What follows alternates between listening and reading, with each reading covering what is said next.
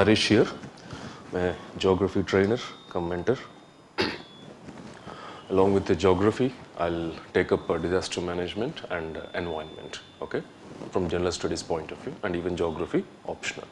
Now, I'm going to give you the overview of entire geography optional in this session, right? First, we'll start our discussion. What are the topics or areas that we are going to cover? First of all, what is mean by geography, and what is the syllabus coverage, okay? There is nothing but branches of geography. The most crucial aspect is advantage of choosing geography as an optional in civil services. Next, the magnitude of geography in general studies. Nothing but to what extent you are going to benefit in general studies by going with geography optional. And some queries regarding the nature of the subject. So many aspirants, they talk about the technicality and factual nature, dynamic nature of the subject, okay? And is it a myth or reality? To what extent? We'll discuss that. And the duration of the course, in how many sessions we are going to wind up the session, and the success rate. Next, finally, you have the book list. What are the books to refer for the paper 1 and paper 2, right? First, we'll start with the term geography.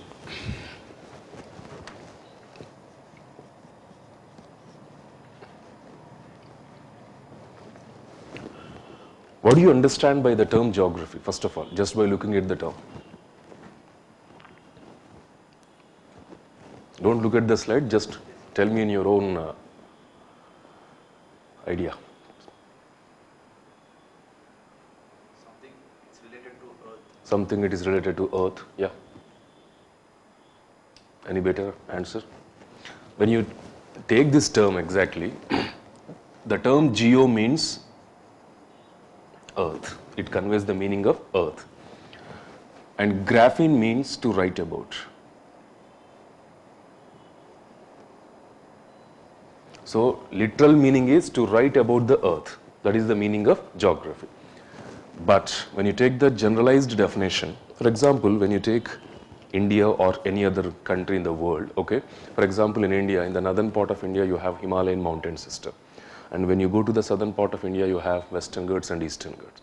Next, you have Peninsular Plateau region. Next, Ganga Plains region. Not only India, when you take other continents or other countries, they are having their different or own set of physical features. Physical feature in the sense which can be mountain, or which can be plateau, or which can be plain or peaks, etc., whatever it may be, okay?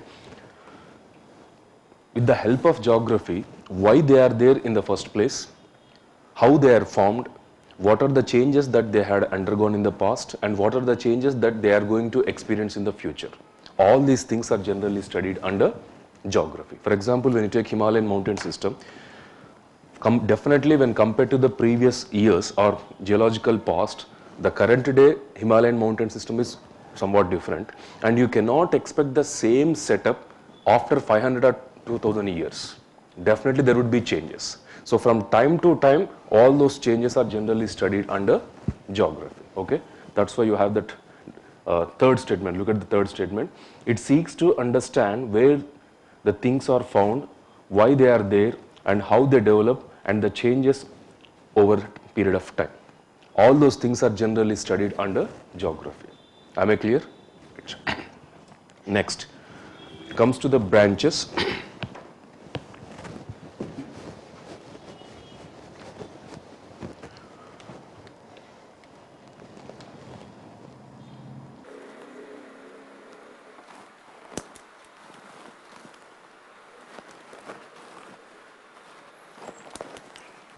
There are 4 sub-areas. We have physical geography, next human geography, next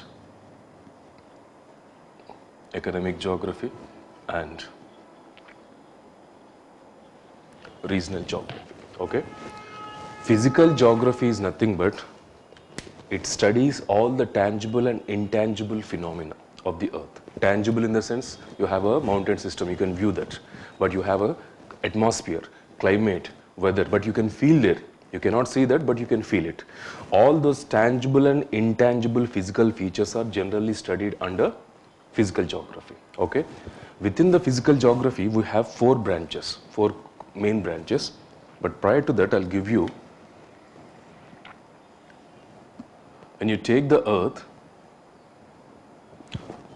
you have land, next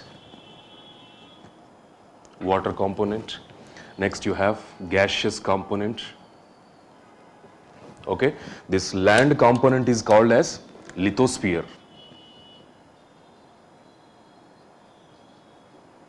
The term lithos means rock, solid structure. This land part is called as lithosphere. This water part is called as hydrosphere.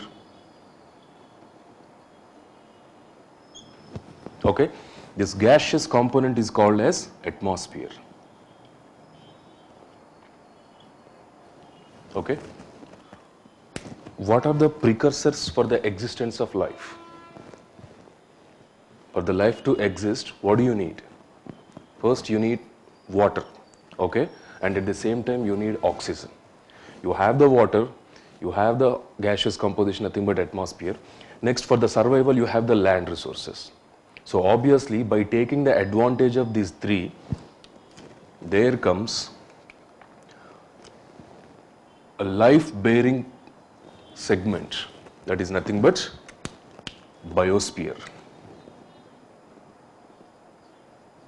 The term bios means life. So biosphere includes flora and fauna, nothing but plant and animal community, including human beings. We are able to survive because of the presence of all these remaining three dimensions. So can I say that biosphere exists at the confluence of lithosphere, hydrosphere and atmosphere? It exists at the confluence of remaining three spheres. Okay, now study of lithosphere is nothing but geomorphology. You have a sub-area or subdivision within the physical geography, that is geomorphology, which studies land part of the earth. Next, study of hydrosphere is oceanography. Oceanography, which studies the distribution of various oceans, their bottom topography, oceanic temperature, oceanic salinity, coral reefs, etc., etc. And study of atmosphere is nothing but climatology. Okay, and study of biosphere is biogeography.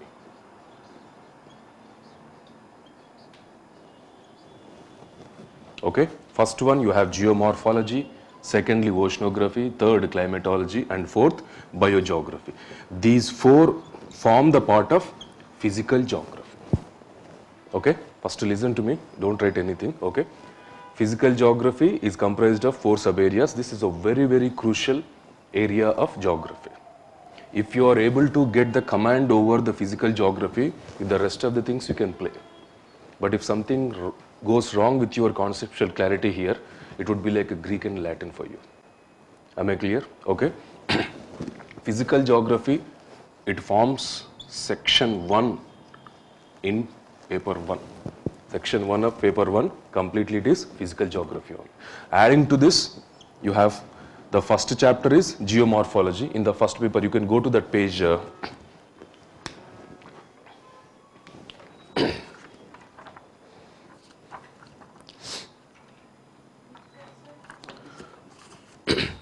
Page 22nd, paper 1, you have physical geography. What is the first chapter there? It is geomorphology. Second chapter, climatology. Third chapter, oceanography. Fourth chapter, biogeography. Adding to this, you have environmental geography. Okay, fifth one is environmental geography. So, section 1 of paper 1, completely it is physical geography, which is a very, very important area. Am I clear? Mil gaya? Page number 22. Okay, chapter number 1 to 5. All right. Next, you have human geography. Second area, human geography. For example, when you take the earth, we have man and we have physical environment. Man in the sense you have the life, human beings. Okay, at the same time, we have our environment. So you have an interaction between man and environment from time to time. Our day-to-day life is determined by environment, and we are able to influence our environment either positively or negatively. Am I clear? So can I say that between man and his physical environment, there is some kind of interactive relationship? Can I say like that? I am telling you that the day-to-day life of man is determined by his physical environment. Obviously, you have summer, winter, rainy season. According to the season, we are able to change ourselves. We are adapting ourselves to the changing climate, okay? And at the same time, the mining, fossil fuels extraction and their usages, okay? We are modifying the environment. Of course, that is negative aspect, but we are changing that. So such kind of interactive relationship between man and his environment is studied under human geography, okay? Human geography studies the interaction between man and his environment, okay? Next, you have economic geography.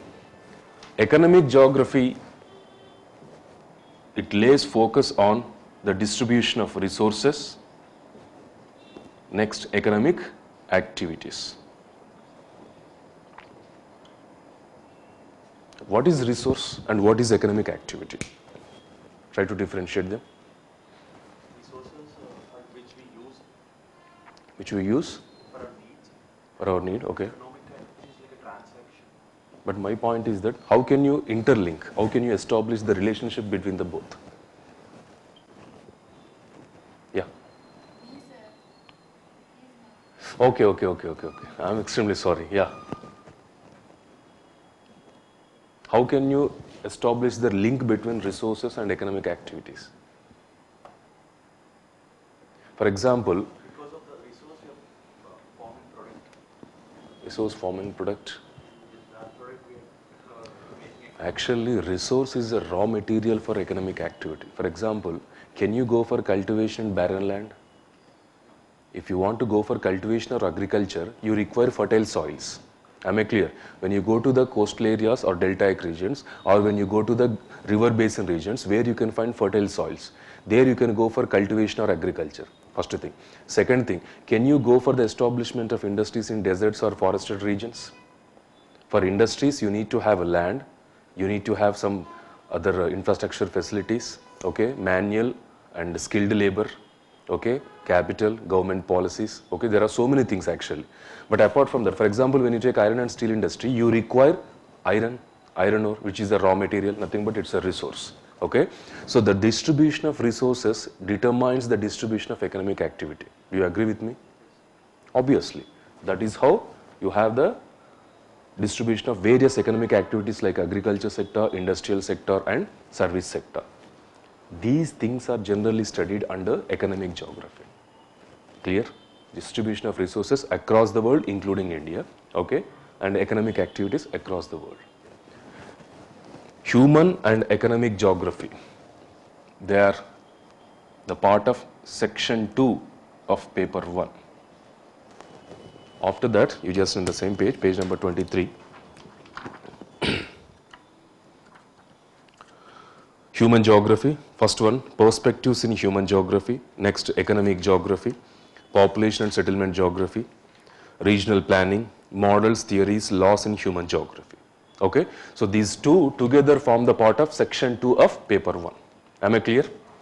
This is somewhat technical and it requires some amount of patience and some kind of effort from your side. Why? Because physical geography more or less it is quite enjoyable, but here in some areas you can feel like somewhat it is dry. But when you take any other optional, in every optional there will be some interesting topics and there will be some dry topics. I'll see to it that they will be presented to you in a very comfortable manner. You will enjoy that process. Clear? Okay. Next, finally you have regional geography. What is meant by regional? What is meant by regional? Regional means what? Regional in the sense something which is localized.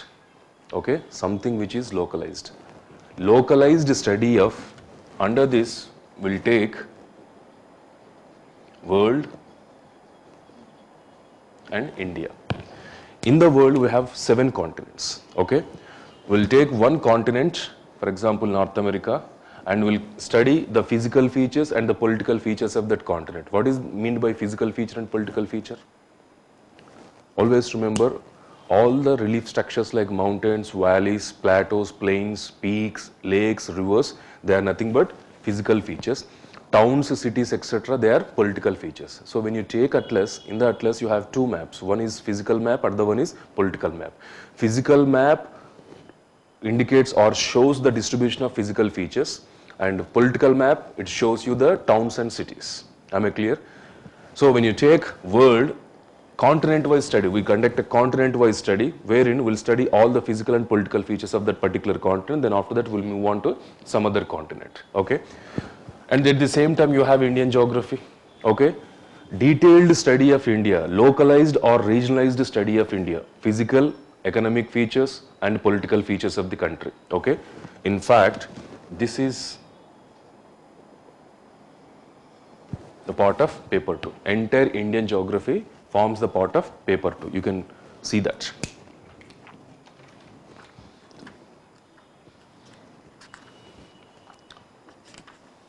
Page number 24, Geography of India. Starting from physical setting, you can observe the titles: resources, agriculture, industry, transport, communication and trade, cultural settings, settlements, regional development, planning, political aspects and contemporary issues. The thing is, application of physical geography and human and economic geography in case of India is nothing but Indian geography. We'll be studying the factors that facilitate the formation of various relief features, okay, under physical geography, geomorphology, oceanography and climatology, and we apply that knowledge in paper 2. That is nothing but in Indian case. That is what is the difference, okay. So if you are able to get command over the paper 1, especially section 1, then paper 2 is a cakewalk for you. Am I clear? This is the vastness or the parameters of syllabus of geography in optional. Clear? Any doubts so far? Anywhere? Any confusion? Yeah. Paper 2, this one question is there. Yeah, in paper 2 completely it is Indian geography. Completely it is Indian geography. Yeah, what's your doubt? So far clear, I think so. Okay. Now, advantages of geography, optional. First one, generally, if you write a question in the mains, okay, whether it is 10 marks or 15 marks or 20 marks, at the most you can get, even if you provide the very best answer, you can get 50 to 60% of the marks. Out of 20, for suppose you are writing a 20 markers, okay, and you have provided a very good qualitative script, at the most you can get 10 to 12. At the most. You cannot get 20 by 20. It's impossible in any optional. But in geography, there is a question, map-based question, in the paper 2 especially. In that, you are given 5 places, okay, and you have to identify those 5 places in the Indian map given to you. Identification, for identification will be given 1 mark, then after that you have to write some points regarding that map, that particular place. If you are able to identify the location and give some valid points in the sense just 20 words, it's a matter of, okay, then you will be getting 20 out of 20. That is the biggest advantage of taking geography as an optional. Nowhere in no other optional you can find this. In fact, right now it is 20 marks only. Previously, in the paper 1, there was a 60 marker, and in the paper 2, 60 marker, map-based question. 60, 60, totally 15 questions in 15 sub-questions in 1 question. Okay, if you are able to attempt properly, okay, 120 marks in your hand, full to full, over. Game is over. So many people, they went for geography to take the advantage of that. Then UPSC, what it did, gradually it eliminated the map-based question in the first paper. Okay, 60 marker map-based question only in the second paper. And later, it reduced that number of marks from 60 to 20 marks. But still you have this advantage. And don't think that I have to cover each and every place. How is it possible to know each and every place in the question? Okay, yes, it is possible. Why? Because we have 4 to 4.5 months time for the completion of the entire course. Okay, and even after that, our preparation should be based on the atlas only.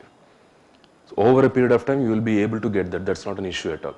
And the key is you have to focus on the conventional part, and at the same time the places which are recently in the news. Most of the questions come from that areas only. Am I clear? Okay, that is the first advantage. Second, overlapping nature with general studies. This is a very, very crucial part. For example, when you take a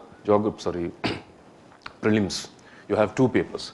One is general studies, next CSAT. CSAT is qualifying, keep it aside. In general studies, we have 200 marks. 100 questions, one question carrying 2 marks. Okay, 200 marks. When you take the last 5 to 10 years question paper, especially 5 years question paper, 2019, go to 2019 down. From geography, how many questions are there? 14 questions. Means how many marks? 28 marks. Go to environment, how many questions? 11. How many marks? 22.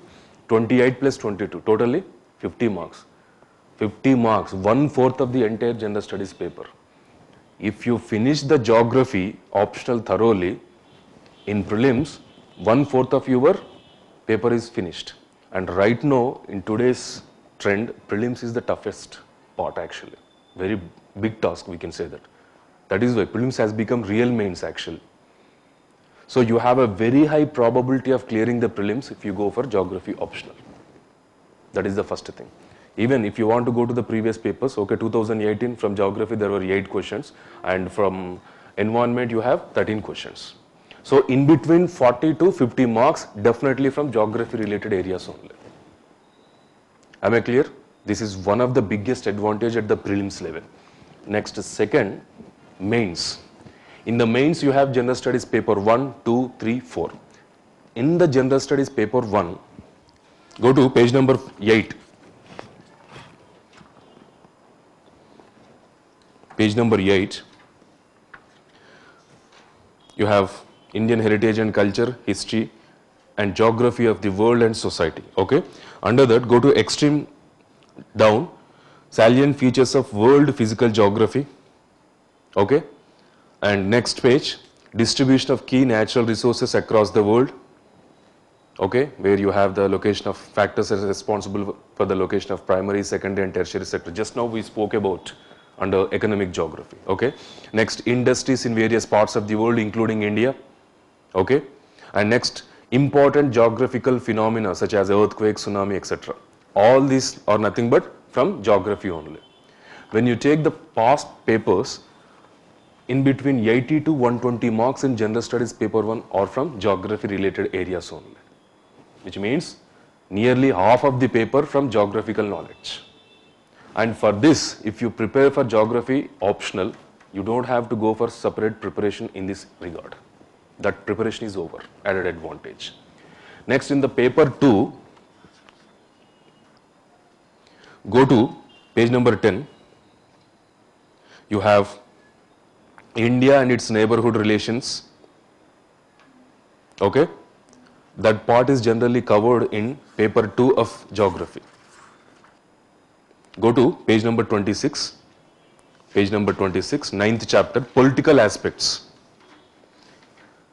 Under that, third line, international boundary of India and related issues, cross-border terrorism, India's role in world affairs, geopolitics of South Asia and Indian Ocean realm. Clear? Under this topic will be covered. So in the second paper, General Studies 2, second paper, at least even if you get one question, 10 marks. Okay, in between 10 to 20 marks definitely from geography related knowledge. Okay. Next, paper 3, General Studies paper 3. Go to page number 11. 2 papers is there now, sir. Sorry, Only 2 papers is there now. where? Geography optional. Oh, only 2 papers. Paper for every optional you have 2 papers, paper 1 and paper 2. That's it. Okay. But I am talking about the general studies. You have general studies papers, next you have optional papers. In the optional you have paper 1 and paper 2. But in general studies you have one essay paper would be there, compulsory papers, English, that is and mother tongue, they are the qualifying papers. Apart from that you have general studies related. One is history and geography, second one international relations and polity, third one disaster management, environment, economy related, and fourth one ethics paper. For each paper you have 250 marks. Am I clear? So I am trying to correlate, or I am trying to show you the significance of geography optional in general studies. Am I clear? Okay. Next, general studies 3, paper 3. You have food processing and related industries in Indian scope, significance, and their location. Okay. Definitely you have a concept called industries in India in second paper. Okay. That will be helpful to you. Next you have infrastructure, energy, ports, roads, airports, railways. Again we'll be doing that in geography itself. Next page. You have conservation, environmental pollution, degradation, environmental impact assessment, environment and ecosystem parts. Next, disaster and disaster management. Clear? So these are the areas which are generally covered as a part of geography optional. Okay. So in the general studies paper 3, about 90 to 120 marks. To the best possibility, if you take 120, 20 and 120, 240 plus 20, 260. What is the total score or total number of marks allotted for each general studies paper in mains? 250. Nearly one entire general studies paper is there with you if you prepare for geography optional. Am I clear? And for that you don't have to prepare separately. Over. If you are done with the geography optional, this part is over.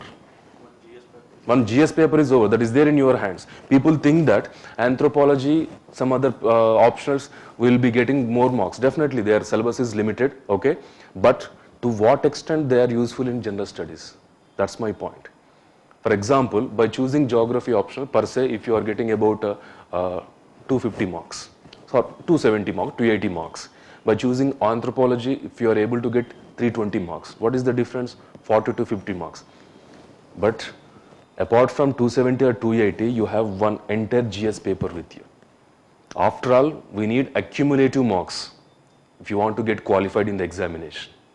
What about other papers? No other subject has this much of magnitude in general studies. This is mains. First of all, in the prelims you have 1/4, that is over. You are able to clear that. And in the second paper, one entire GS paper. Over. This is the biggest advantage of taking geography as an optional. Am I clear? Game is not yet over there. Even after getting into the service, this geographical knowledge will be helpful to you as an administrator, especially in the disaster situations.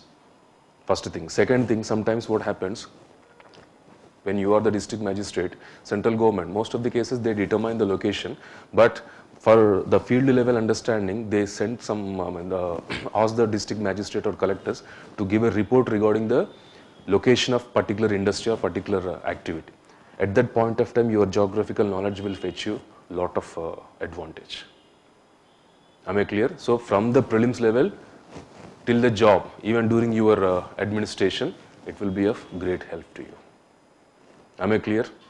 This is to do with the magnitude of geography in general studies. Okay. Next, other advantage, availability of material. You have ample material in the market. Generally, before choosing any optional, you have to consider availability of training and availability of material. First thing. Okay. Geography, you don't have to worry at all. Only thing is that you have to minimize the sources of information. Okay, and you have to maximize your output. Am I clear? And when it comes to the session, our classroom, I'll be giving you the very detailed classroom notes that will be your crux matter, main material. Adding to that, I'll be recommending you some books, okay? Just follow my guidelines, go to that particular pages that I refer, study that. When you get the additional points that you can add it to the notes. That's it. Over. Am I clear? Okay.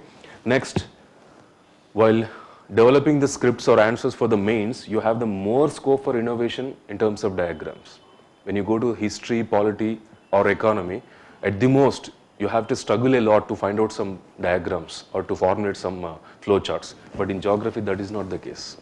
And I'll try to provide most of the data in the classroom in a codified manner in the sense diagrams related data. That is useful for understanding the concepts very clearly, first thing. Second thing, during the revision it would be very easy for you. Am I clear? Why? Because a picture can convey the matter very effectively comparing to paragraph writing. Am I clear? Okay. So that is the other advantage. Next thing, geographical knowledge will help you in understanding the international relations in a very better manner.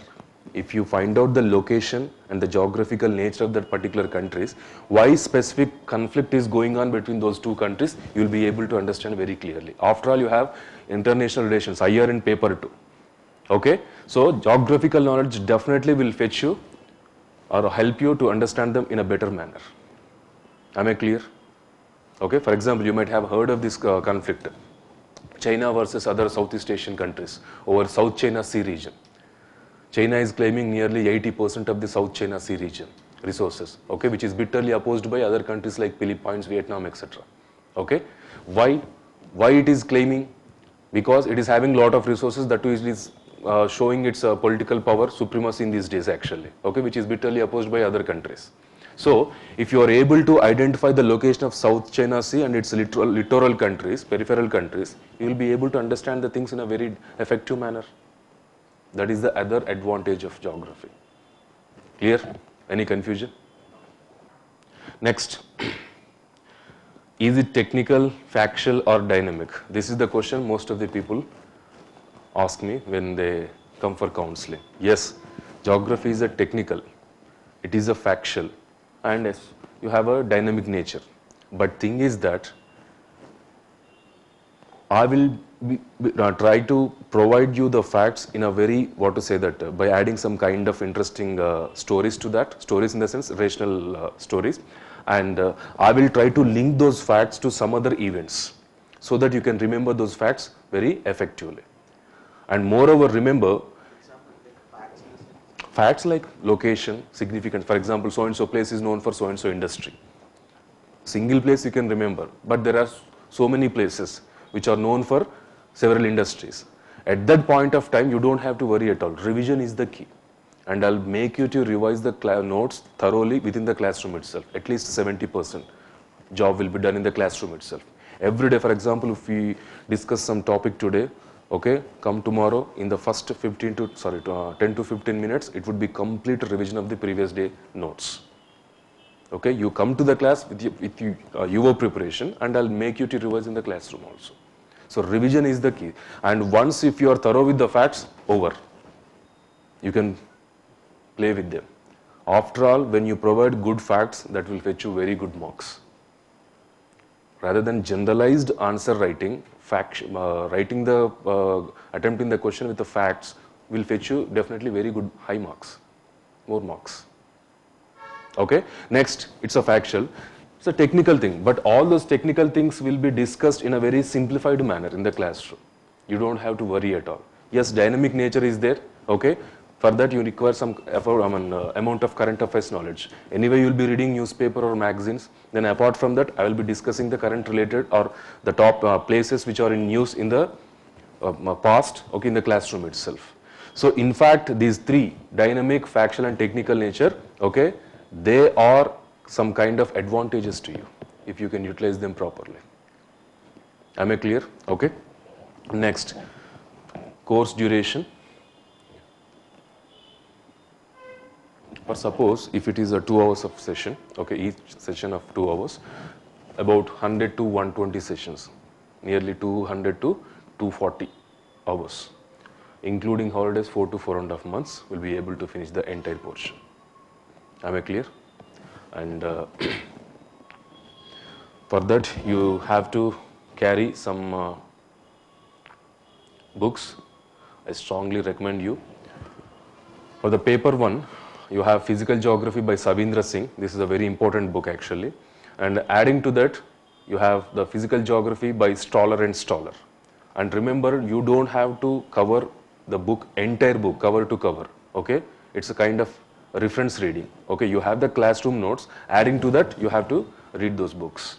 Okay, and for climatology, you have a book by D.S. Lal, and same person for oceanography by D.S. Lal, and for environmental geography, again you have by Savindra Singh. Okay. Next, for human geography, you have a book by Mazid Hussain, and for geographical thought is there in the paper 1 section 2, again by Mazid Hussain, and models in geography again by Mazid Hussain. Okay, these three important books for section 2 of paper 1. Okay. Next, for paper 2, you have geography, a comprehensive India comprehensive geography by D.R. Kuller. This is a very, very important book. Okay, and apart from that, you have Indian geography by Mazid Hussain. Okay, in fact, if you are able to cover the first book thoroughly, you don't have to go for the second book. Comparatively, second book is somewhat superficial when compared to the first book. It is somewhat bulky but informative. Okay, apart from this, you have to carry two atlases. One is Orient Longman Black Swan World Atlas. This is a very, very important atlas, and Oxford Indian Atlas. Geography preparation should be atlas based. Then only you can remember the facts in the long run. Okay, you have to know the location, then you can go for the other significant or additional data. Clear? Okay, these two are very important. Next, apart from that, you have the basic books, NCERTs. I recommend you to read the NCERTs from class 6th to class 12th. Okay, for gender studies people, it is 10th, 11th and 12th standard is enough. But for optional people, okay, I recommend from class 6th to class 12th. Apart from that, you have Yojana and Kurukshetra magazines. All geography and environmental related articles from those Yojana and Kurukshetra. You don't have to worry at all. I'll take care of that job. Okay. If I feel that some entire article is important from that, okay, I'll try to provide that in the form of handout. Clear? Next, every year you have a report, annual report released by Ministry of Environment, Forest and Climate Change. We'll be discussing that report in the classroom itself. Okay? These are the areas you have to cover for geography optional. Clear? Any doubts?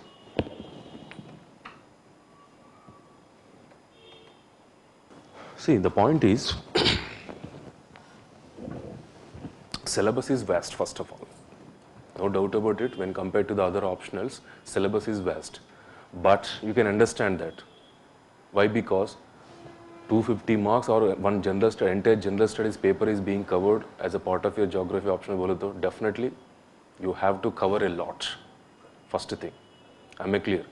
And about 10 years, prior to 10 years, geography was the most favorite option actually. Just like PubAd at that point of time. So many people, they went with geography or PubAd. And UPSC, if one particular optional is time and again preferred by so many aspirants, it will see to it that questions will be asked very in a difficult manner. Next, evaluation, paper evaluation would be quite strict. So it found that these two options have become the favorite optionals.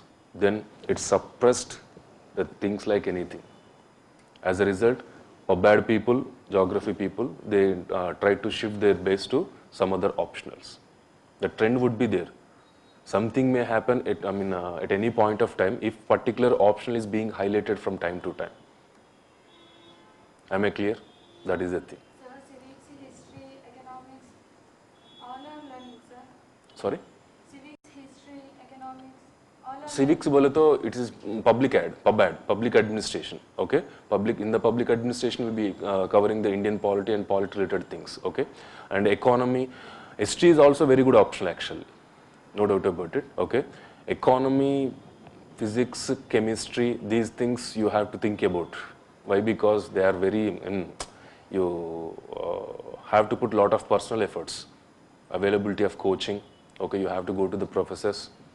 Okay, but PubAd, history, Telugu literature, anthropology, sociology, geography. For this you have the diversified coaching institutions. You can choose, in fact. But when you go to some extreme or technical subjects like physics, chemistry, okay, all those things, you have to search for the availability of coaching. Most of the cases, you have to approach the professors personally. Clear? Next. Any other doubts? Generally, coming to the toppers, last year toppers, they are not successing in this through this geography option.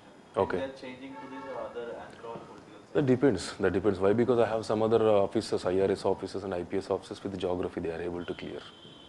That depends. You can't say that. Kind of negative. And definitely, people think that, if, for example, these days when you take the interviews of some successful candidates, they talk about sociology or anthropology. So many people. So most of the students think that, so this is the scoring optional, we can go for that. I'm not saying that they are not, what to say that, scoring, but my point is that you can't say that this optional is completely useless. Yeah. Definitely, no doubt about it. And it is having that advantage in general studies. You have to look from that perspective. Apart from, I mean, these are the advantages. Yeah, But coming to, I feel like this subject is not boring to me. that is the biggest advantage actually. That is what You will enjoy, you will enjoy in fact, the process. Same. Yeah, you will enjoy the geography reading actually. Okay. Many people, first they come with the passion. They come with the passion actually. That's it. So When two geography optional system was there, okay, I approached, I appeared for the mains with both the optionals. My first optional geography, second optional anthropology. Okay, anthropology paper 1 in 2 attempts it gave me what to say that some kind of negative experience. But in both the attempts, geography was like safe score. Maybe that is because of the passion. See, I'm not from geographical background actually. Mine is science background. But still, I got attracted to geography. It is quite enjoyable actually. that is what I'm feeling now. Exactly. Okay? And I'll ensure you that you will enjoy that further in the classroom. Can we take that point as a main? Of course, definitely, passion should be there. Your area of interest should be the primemost thing. After that, you have to consider the success rate, your availability of material, coaching, etc., etc. If you have that real passion and conviction, you will do anything actually. You can do anything.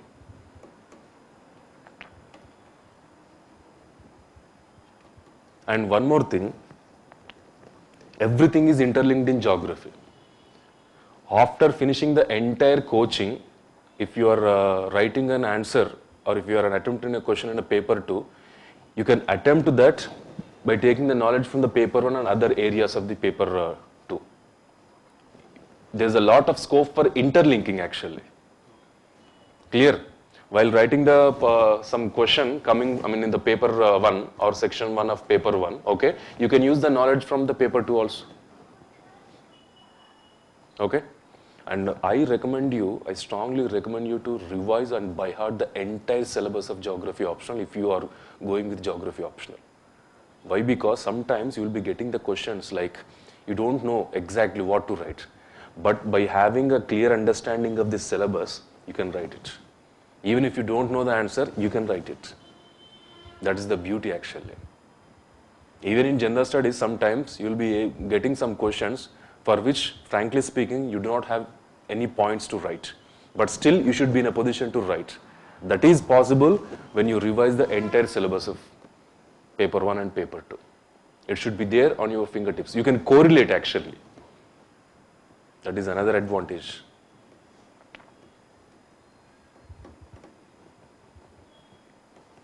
Anything? 2021. Time is very short. The classes are commencing at December 28th. Okay. You will be able to finish by March actually. If it is December 28th, then initially we go slow tempo, speed only. Geomorphology, oceanography, climatology, they require some amount of patience and some time actually. Then after that, we can increase our tempo. By the March, we'll be able to finish. Then you will be getting time for the prelims preparation. Then after your prelims, okay, you will be having your classroom notes and you will be appearing for the test series. I'll be there to guide you from time to time.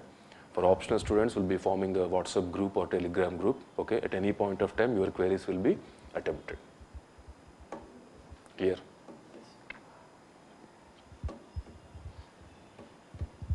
Anything? Yeah. What's your name? Yeah, it's you. Murthy, sir. Murthy. Sabha. Sabha. Okay. Hope you got a picture of Yes. optional, geography optional. Clear? Yes. We'll meet up. Thank you. Have a good day.